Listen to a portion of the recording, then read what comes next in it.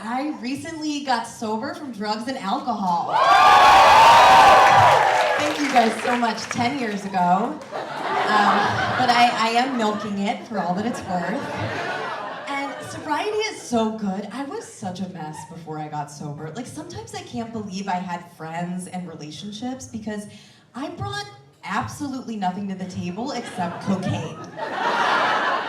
But I did manage to get some girls to date me. There was this one girl I dated before I got sober who I liked so much because she had the number one thing I wanted in a person at the time, which was that even though I was a massive shit show, I felt confident and secure that, like, she was an even bigger shit show. And that is very important when you're trying to maintain your alcoholism.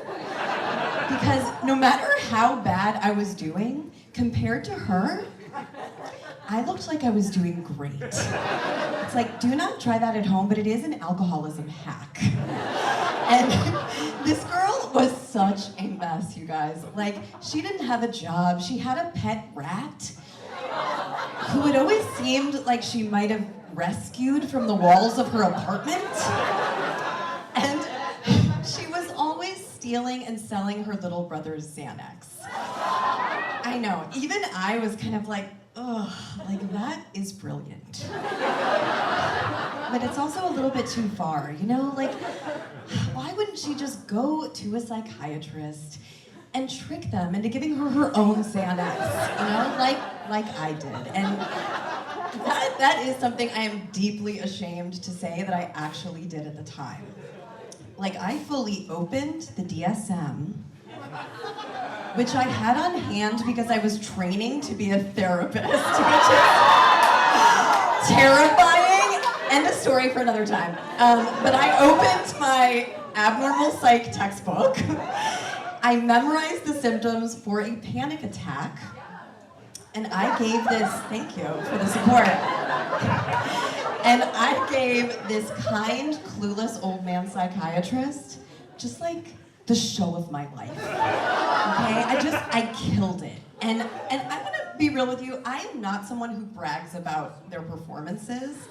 Like, I'm definitely one of those comics that is always fighting the urge to get up here and just immediately be like, look, you guys, I'm really more of a writer.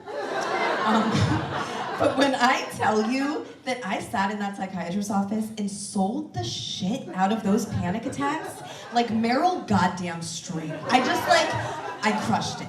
I absolutely crushed it. Exactly like I crushed and snorted the Xanax he prescribed me. So obviously it was really a good thing that I got sober. That needed to happen. And once I did, it was so great, but it was hard. Like, I felt like I needed something to kind of replace alcohol. So I picked up some new sober, self-destructive behaviors. Yeah, including sleeping with men. I know, even though I was 27 years old, and up to that point I had been a gold star lesbian. Now, I'm assuming everyone here knows what a gold star lesbian is. Okay. Just in case anyone brought their cis-het boyfriend. A gold star lesbian is like a lesbian who's also kind of like a pleasure to have in class. You guys know what I mean. And I have to tell you, I told that joke at a show recently, and I saw a presumably gold star lesbian in the audience literally go, like, so terrified, like bisexuality was a jump scare.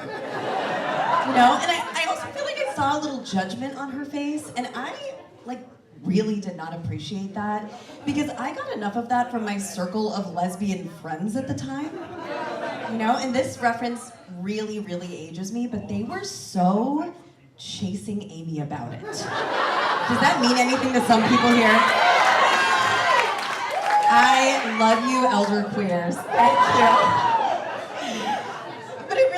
Like, for anyone who doesn't know that, they were basically like, oh, you're just defecting from the lesbian community? Like, damn. And it really sucked. So I have to say, it was so healing for me to have some young Gen Z friends now.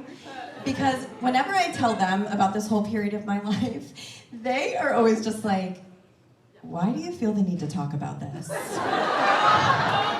Like, sexuality is fluid, queen, slay.